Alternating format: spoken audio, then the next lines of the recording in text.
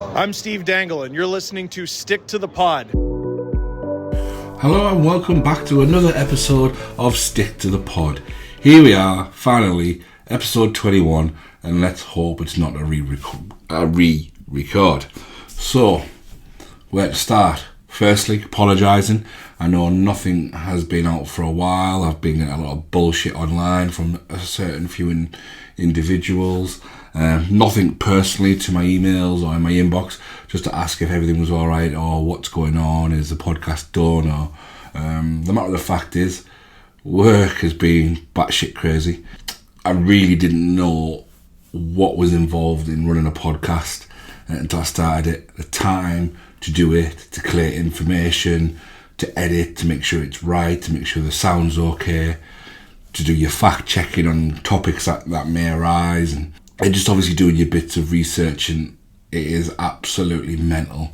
And trying to sit down and set a set time, it is crazy. And the other major thing is I've had major technical issues. MacBooks had issues, my microphones had issues, Audacity, where I do my recording of these episodes, I've had major shit with that. So to be completely honest with you, I had a 40-minute cup special, gone, lost, not to be retrieved, and obviously then a couple of weekends of hockey that we've had as well. So it's 2 episodes gone, can't retrieve them, they're just gone, and it's just the way it goes. The unfortunate downside of technology. But anyway, everything seems to be going well. I've done a little test episode, ran with it, make sure it uploaded, made sure everything worked, make sure there was sound was fine, and all that jazz that goes with putting out an episode. I know a lot's happened in and around the league in the meantime, so when you do listen to this, a lot will have happened. Not sure what will have happened, but a lot will have happened. There's probably major talking points. Dops has probably gone batshit crazy by the time this comes out. But yeah, here we go. Let's try and get into it. I'm going to try and relay my focus back to the cup final weekend, where we had the Blackburn Hawks and the Billingham Stars in Morley, and in the Ladler final we had Telford 2 and the Sutton Sting. So first of all, we will quickly touch on the Ladler final. It was a lot closer game and a lot more interesting for that matter. I know a few of you will be enjoying talking about the next game. But in the Ladler division, it was a 5-3 win in the first leg for Sutton Sting against the Telford Tigers 2. Who were league champions by this point, I believe. Yes, they were. Just trying to remember all this back, sorry guys. I'm just working from my notes. But yeah, Sutton Sting take a 5-3 victory from leg 1 into leg 2. And then the Telford Tigers get it back to 4-2 in regulation, force the overtime period as the scores are level on aggregate, and the Telford Tigers 2 take the cup back to Telford and are the current double champions of NIHL North 2 league winners and Ladler Cup and Ladler League champions. So on to the main talking point of the weekend, which was the annihilation of the Billingham Stars in the Morley final. Built up with anticipation from the moment the two teams, we knew they were going to meet each other. We knew it was going to be a great game. Fortunately, from one point of view, it certainly wasn't a great game. We'll just run through the game, and I can certainly give my point of view from a Stars point of view. I actually had a great weekend all in all. Great trip, great coach trip on a Saturday. Even enjoyed the Sunday for what it was. But yeah, so we'll get into the thick of it. Hawks running out 13-4 winners on the Saturday night, and it was safe to say it was the Jordan Barnes show. To be fair, he could have been on his own that night without his line mates, and I think he still would have won the game. Jordan Barnes, too many Barneses. The Adam Barnes show He was fantastic. He's a game winner at National League level. We've seen him win games single-handedly for Leeds at National League level, and we probably haven't seen anywhere near that ability from him at the Morley level. For whatever reason, he's never brought it every night. He's never been the National League Adam Barnes since returning back to the Hawks, and probably the main reason why they weren't challenging for the league title. I know they've got those extra cup games, the M56 Cup, the Northern League, could have played a small factor where they've had, I know they've claimed they've had injuries, but nothing really to what other clubs have had. But they have had injuries to one or two throughout the season, Adam Barnes included. I know he's had a couple of injuries, but he was magnificent on Saturday night in the cup final. Everything he touched just turned to gold. I think he had, 5 goals on the night, 4 assists, 9 goal involvements of the 13 goals. Just truly magnificent. Like I say, everything he touched, he turned to goal. The Billingham netminders just couldn't buy a save. Even when they were making the saves, it was just popping up and landing on the goal line, ready to be tapped in. Every time they got themselves on the score sheet, the Hawks would go down and score again. I mean, the tempo of the first 10 minutes was absolutely electric. We thought we were going to be in for an absolute barn burner. Hawks taking an early lead through Crawley, and then just minutes later, Tommy Spraggan going from coast to coast and putting one in top shelf. I think the crowd they thought they were in for an absolute hell of a night. Well, in fact, the home crowd were in for a hell of a night. 13 goals, demolished the Stars. Crawley scoring 2, as I mentioned, Barnes getting 5, Riddick 3, McLaren, Royds and Pollitt. So pretty much the usual suspects there. Not seeing Luke White, which was a bit unusual, but he wasn't really required to be on his game. Like I say, the Adam Barnes show was very much enough for the Blackburn Hawks. Stars goal scorers: Spraggan, Elder, Walls and Helens. Nothing really too much in the game. It was a clean game. I know there was a fight towards the end. Very rarely do you see James Moss have a fight. He took on the Hawks tough guy, beat him quite convincingly, which was a shock to many. But then there was nothing really in that. It was just basically a case of James Moss trying to get something, just trying to make something happen, do something different. But all credit to the Blackburn Hawks. They were electric on that Saturday night. From the moment they knew they made it from the semi-final, I think all eyes were on that game. They were just fantastic. Well drilled, moved the puck with speed, and certainly jumped on a Stars team that was battered basically. Injury had hit. It just been an absolute torturous week for the Billingham Stars, if I'm being completely honest. From the previous Sunday, we lose a player to injury. Rowley's skate blades break, and then we get news in the week that there's a couple of injuries to add to Shug Galloway already missing. But there was certainly still enough talent on the ice to make a massive, an absolute go of it. It just wasn't to be. Like I said, the Blackburn Hawks were electric. They were fired up, and that was their moment. And they absolutely pounced on that moment, and for absolutely fair play. You'd expect anybody to do exactly the same. You see your weakness, you see the team opposite you aren't at full strength, they are missing one or two key players that will make a difference or can hurt you.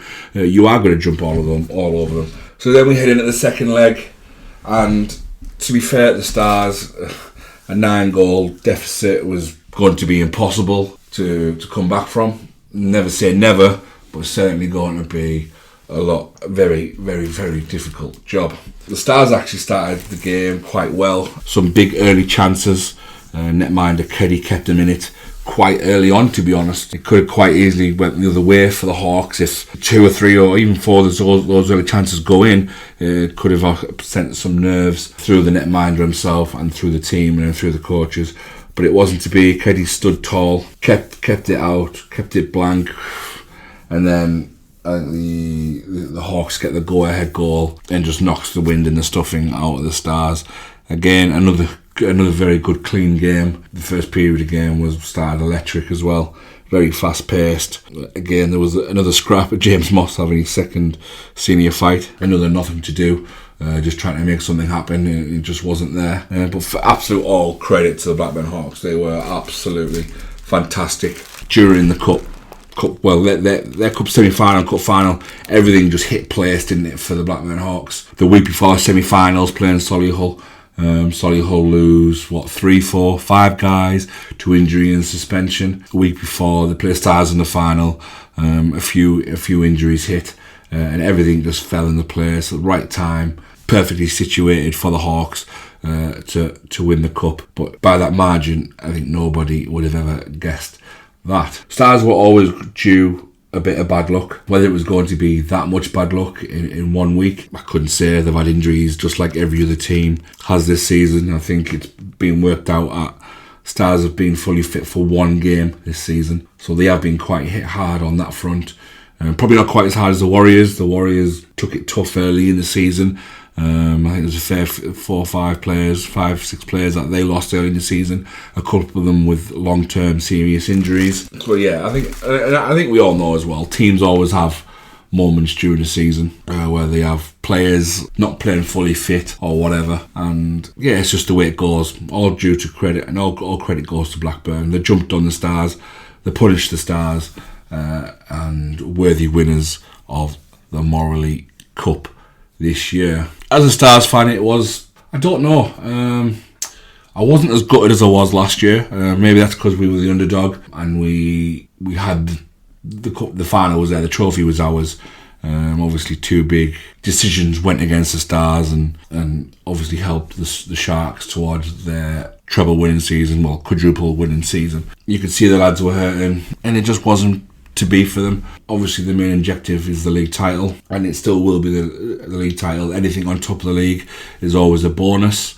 Doesn't matter how good the Stars have been this year, anything can happen in one-off games, whether it's the cup semi-finals where it's over 2 legs, the cup final that's over 2 legs. That's only 4 games you need to win, so a lot easier to do than a league campaign where you've got to be consistently the best for the entire season. Same for the playoffs. As we edge closer to them, the playoffs are now wide open. I think a couple of weeks ago would have 5, 6 weeks ago would have said Stars will clean sweep this year, and probably should have, but it's just the way it goes. It's sport, it doesn't play on paper, and who knows what the playoffs will have in store for us. It's 4 games, and you can win your quarter-final in 1 game if you run up the score well enough. It's 3 games, so we'll see what happens as we move closer to see who gets who in the playoffs. It's certainly going to be interesting. You know, teams are looking at that table to see who they can get, who they might get. Obviously 1 or 2 teams will probably just be happy to be there. I think looking at the table, Widnes will probably just be happy to be there. I know they're not the basement dwellers, but they are probably the worst team I've seen this year. Hull will be buzzing to be in the playoffs and in quite a good position too.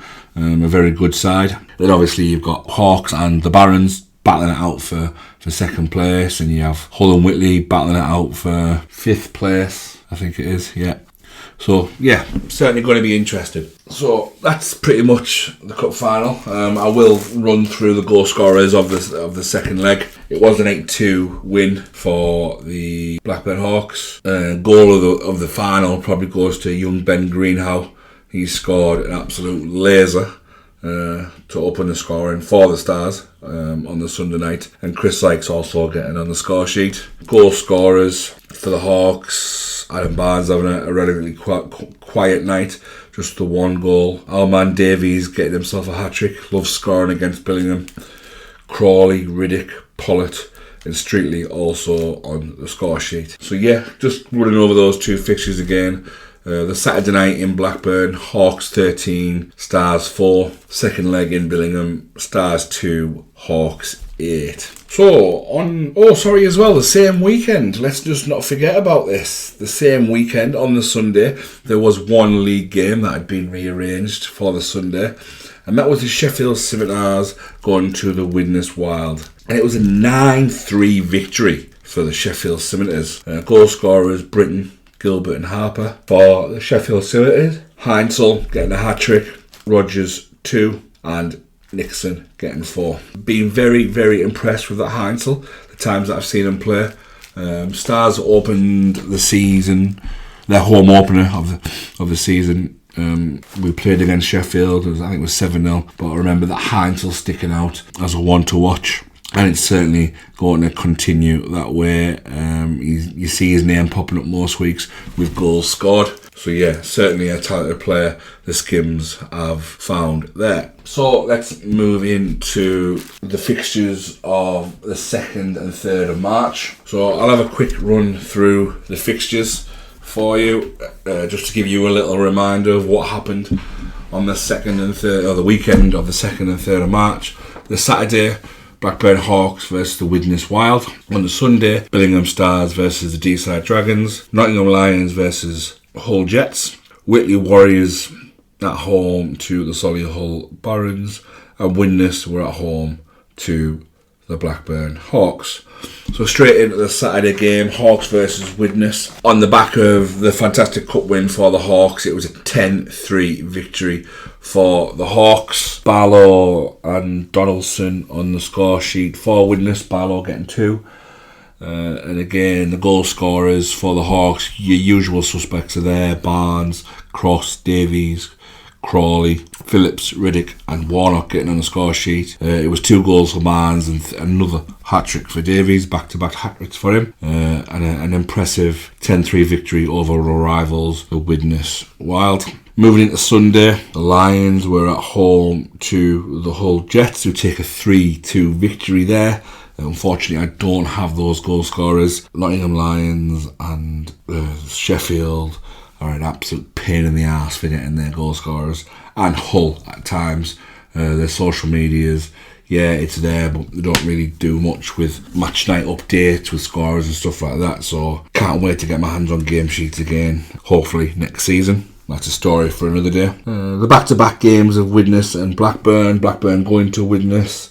Another comfortable night for the Hawks, giving them a 4-point weekend. We're out 7-3 victors. Ray, Coulter and James on the score sheet for Widnes for their 3 goals. Blackburn scorers with James Riddick getting 5, Pollitt and Mayo making up the other 2. So a very impressive weekend after the cup final exploits for the Hawks. And then I wouldn't say the shock of the weekend, because there was 2 results that might have eyebrows raising. Stars losing on home ice. At this point, I think it was only for the 2nd time of the season. 7-4 winners. The Stars certainly wasn't for a lack of effort. D-side's netminder stood big, played very, very well. But something obviously wasn't still quite there. By this point, it was obvious that Ian Browner had a serious injury and he was probably going to be missing for the remainder of the season. Gritans was obviously injured. Hawks had a mourning a whine to the league and somehow managed to get Ben Greenhow suspended, which is absolutely ridiculous. I may talk something in regards to this on another episode, or even at the end of this one. I'll see how I feel. Teams getting players banned just because they're a bit salty is absolutely ridiculous. But yeah, it is what it is. I wasn't that disappointed with the performance. Like I say, the game's played on ice. It's not played on a team sheet. I know D-side were missing one or two guys, 1 or 2 players, as were the Stars.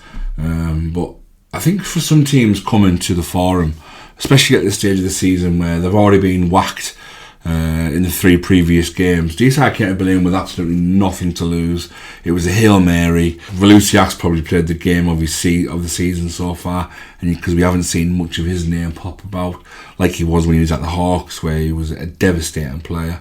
But yeah, a 7-4 victory for the D-side Dragons at the Forum. Sykes grabbing another hat-trick, and Rollins Grittins, although injured, playing just to try and help the Stars get over the line to win the title.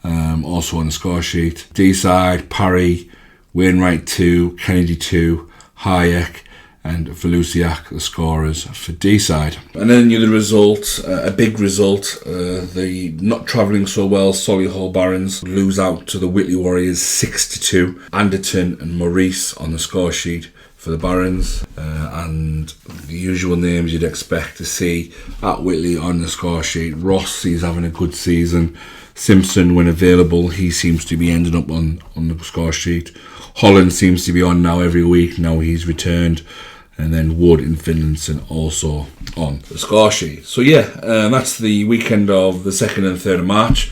So just to run through those results again for you. Blackburn Hawks 10, Widnes Wild 3. The Billingham Stars 4, Deeside Dragons 7. The Lions taking a 3-2 victory against Hull at home. Whitley Warriors do the Stars a huge favour by beating the Barons 6-2 at Hillheads. And Widnes had a disastrous weekend, losing out 3-7 against the Hawks on home ice, losing out 17-6 on their home and home weekend between each other. So then we move on to the following week, and pretty much kind of brings us up to date from where we are heading into the current weekend.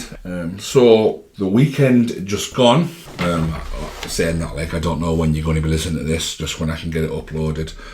So the Saturday the 9th and Sunday the 10th of March, we have the following fixtures: Hull Jets versus the Nottingham Lions, and the Sheffield Scimitars against the Billingham Stars. Sunday the 10th sees the Billingham Stars take on Hull Jets. The Blackburn Hawks take on the Sheffield Scimitars. The Deeside Dragons take on the Whitley Warriors. And Solihull Barons take on the Nottingham Lions. So first up Saturday was the Hull Jets versus the Nottingham Lions. Unfortunately, I don't have no Nottingham Lions scorers. Neither Hull made them public, nor did the Lions, and I didn't get the game sheet. But the 6 goal scorers for Hull, Daintiff getting 3, one of the Taylor brothers on the score sheet as well, Yardley and Kent, take the game 6-5 versus the Lions. And then in Sheffield, a good old attack versus attack, because there certainly wasn't much defence happening. The Billingham Stars went out 9-6 victors over the Sheffield Scimitars, putting them on the brink of the league title, just requiring the 1 point. Danico Nixon on the score sheet, along with Wickens and a Pywell hat-trick. It's back-to-back hat-tricks for Chris Sykes. He gets another 3 goals. Lucas Dowdle, the youngster coming through, who's been very impressive for Billingham of recent weeks. Mike Elder getting 2, and Grithan's getting 2, and Lewis Hall also on the score sheet. Big night for the top line there, taking out 7 goals of the 9, and then sometimes that's just the way it goes. It was a bit of a crazy game.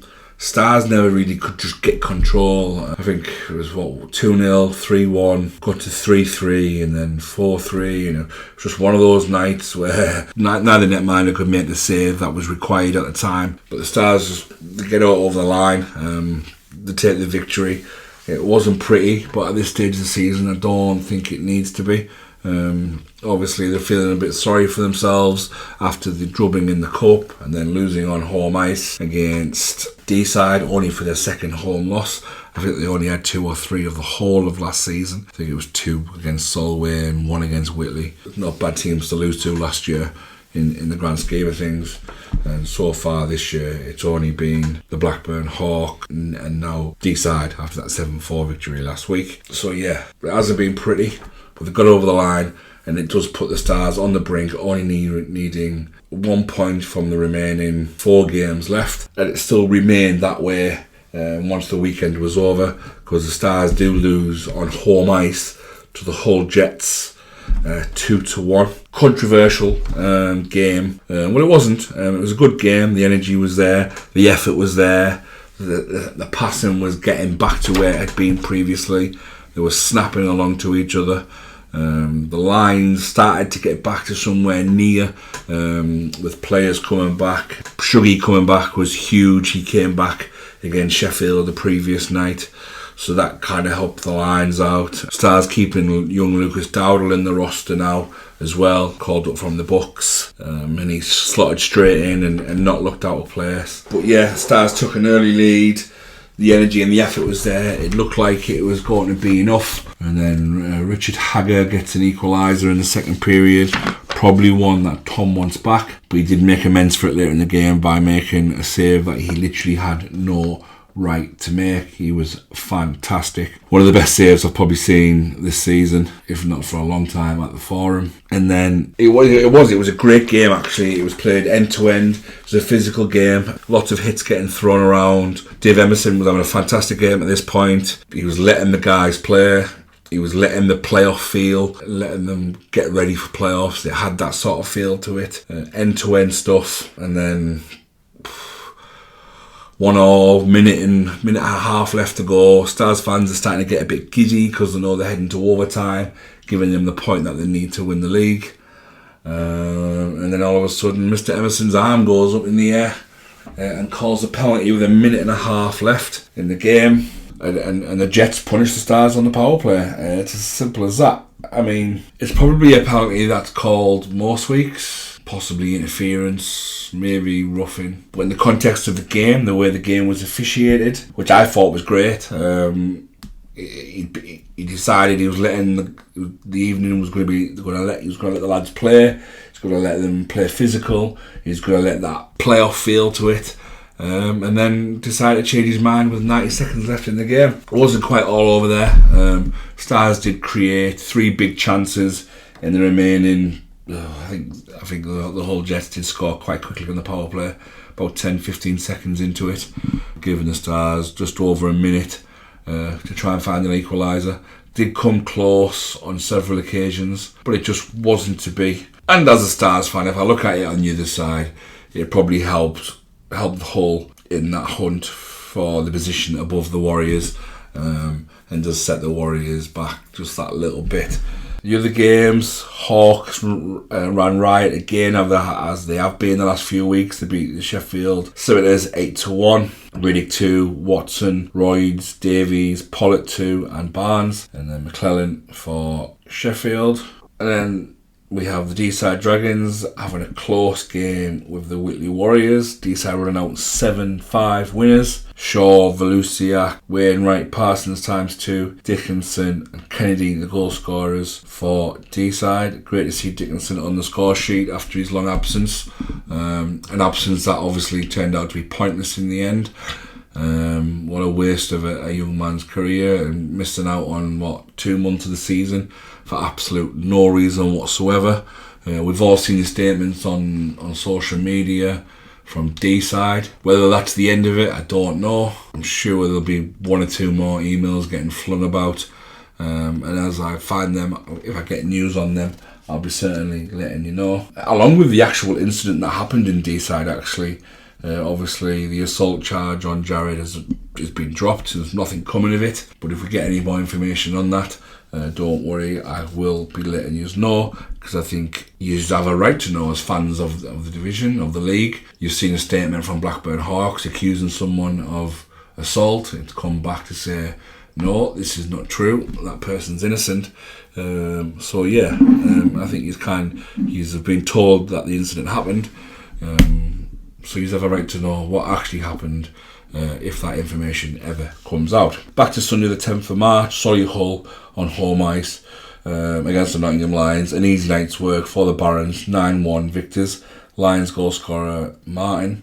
And then obviously your usuals of Otterson and Phil Mulcahy getting 2 each. Byfault, Maurice, Anderton getting 2. And White.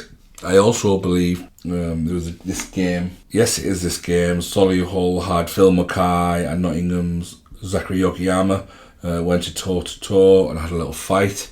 And I believe the incidents leading up to that fight, or including that fight, I've got Phil Mulcahy suspended and Zach Yokoyama suspended till at least the end of the playoffs. So quickly running through Saturday and Sunday, the 9th and 10th of March. Hull 6, Nottingham Lions 5, Sheffield 6, Billingham Stars 9, Billingham Stars 1, Hull Jets 2 on the Sunday, Blackburn Hawks 8, the Sheffield Scimitars 1, D-side Dragons 7, Whitley Warriors 5, and the Solihull Barons 9, the Nottingham Lions 1. So, what's coming up this weekend? I do remember telling you a couple of weeks back might even be in the end of January, saying be engaged for this time of year. This time of year is a fantastic time of year for hockey fans. All the games are great. They're all, even if the championship's over or the team's going to finish bottom is over, or even if all 8 playoff spots have all been sealed, teams are still tussling for league position, trying to get that home ice advantage, and it is truly great hockey, and we're seeing that, and hopefully it continues into the playoff first round and into playoff weekends. So coming up this weekend, Saturday the 16th of March, can the Stars get over the hill? I've seen a lot of comments online. I wonder where my pal Grant Bruff is. He's been quiet lately. The Stars only need him 1 point to take the league. I know there's been, like I say, the wheels are coming off. They've got to bottle it. All jibes like this, but only time will tell. Like I say, the Stars have a big weekend. Hull away on the Saturday. Sheffield Scimitars host the Blackburn Hawks also on Saturday, and then moving into Sunday, top of the table clash, Billingham Stars versus Solihull Barons. The Stars still going to need that 1 point. The Barons need a victory to either catch the Stars if possible, or even put some distance between them and the Hawks, if that's also possible. The Hawks are at home versus Nottingham Lions. Whitley are at home against the Hull Jets, and the Widnes Wild at home to Deeside Dragons. So certainly another exciting and fascinating weekend coming up, and still everything to play for. Nothing much has been totally confirmed. We know 7 of the playoff teams. Not every position has been guaranteed. I think just the Widnes Wild position is guaranteed so far. So yeah, a lot to play for. Games are exciting, and just keep a lookout for scores. Get to games if you're nearby a rink in the Morley Conference. Everything. It's been a fantastic season so far, and it's got no reason not to believe that will continue heading into the last couple of the weeks of the season. So yeah, let's just have a little quick look at the Laidler Conference results. Just have a quick run through them. I won't go through the tables because it's pointless. They'll all be completely different by the time you listen to this. I just wanted to jump on, make sure I got an episode out there, make sure everything's... Basically, this is just another trial run to make sure everything is working fine. Hopefully I'm not talking bollocks, and some of this makes sense to you guys and you enjoy listening. Again, your feedback is always welcome. If there isn't an episode out there, feel free to message, and I'll be open and honest with you. Obviously work does come first, even for me, even though I am a hockey first kind of guy, but no, I do need to pay the bills, and I'll tell you straight up if why there isn't an episode or anything like that really. So yeah, we'll quickly run through the Laidler results just to keep things up to date. So we did go through the cup final results, so congratulations to Telford Tigers 2 again on the Laidler Cup. There was also a league game that weekend, the Lions 2 versus NIHL Blaze. The Blaze run out 5-2 victors on that one. We then move on to Saturday the 2nd of March, where the NIHL Blaze are at home to the Bradford Bulldogs. The Blaze running out 7-1 victors in that one. Top of the table clash. I know I said earlier on that the Tigers were already league champs. I do believe that's incorrect. I think this is the game that confirmed the league title for the Tigers. Saturday the 2nd of March, Telford Tigers NIHL 2 run out 6-2 victors over the Sutton Sting. Altrincham Aces went down at home in overtime to the Kingston Sharks. A good result for the league newcomers. The Billingham Buccaneers took a 3-2 victory over the Bradford Bulldogs on the Sunday. NIHL Blaze lose out on home ice to the new champions, the Tigers, 3-2. And then we move on to Saturday the 9th of March, and this was a big night for Billingham Buccaneers. It was their last home game of the season. I also believe it was one of the last games Tony Boynton was going to officiate, and it was certainly going to be the last game in league action, competitive league action in Billingham. And it was also a night for charity, as the Billingham Buccaneers made entry for free, as long as you made a donation to Andy's Man Club, which I think is absolutely top drawer by them. And I can't say enough, I know the majority of my listeners are guys, And guys, it is okay to talk. I don't mind, even if you just want to get away, you're struggling, and I'll talk, I don't mind. You've got my email address there, it's sticktothepod@gmail.com. I don't mind waffling hockey or anything else that may be on your mind and you don't feel like talking to someone you know. My channels are always open. So yeah, great work by the Billingham Buccaneers, raising money for Andy's Man Club. It is okay to talk. So yeah, the Buccaneers on their big night, their last home game of their inaugural season, with playoffs cemented and home ice advantage, I believe. Top four. Billingham Buccaneers are now 8-0 victors over the Nottingham Lions. Also on Saturday, the Sheffield Titans lose out to the Sutton Sting 4-0. Moving into the Sunday, the Kingston Sharks lose out to the Sheffield Titans 6-4. Bradford Bulldogs go to Nottingham Lions and win 9-3. Sutton Sting take a close game with the Buccaneers to a shootout and win 2-1. The Telford Tigers beat the Aces 5-3. And then that's it. Yeah, I believe that is it. Is that right? Yep, the Telford Tigers is the last fixture there. Yep, Telford Tigers 2, NHL 2, 5, Aldringham Aces 3. Yeah, so that's it. That's heading into this weekend. Obviously I will be getting another episode out next week, hopefully back on track, hopefully fingers crossed everything is working. I've rabbited on for long enough now, but yeah, as I said, I do apologise, nothing's been out there for a while. I should have really updated the socials to let you know what was going on.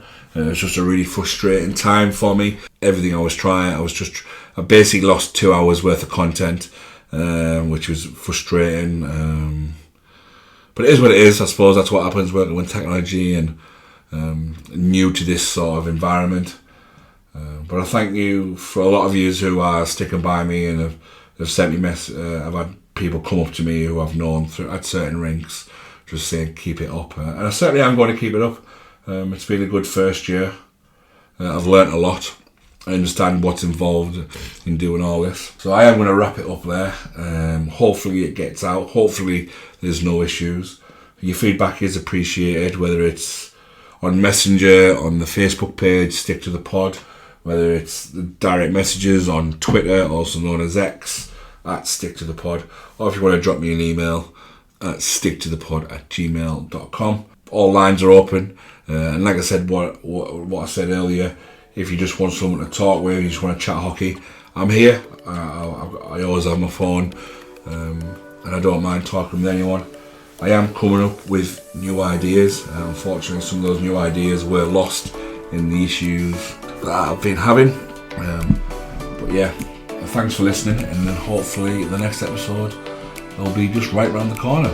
Thank you again, and good night.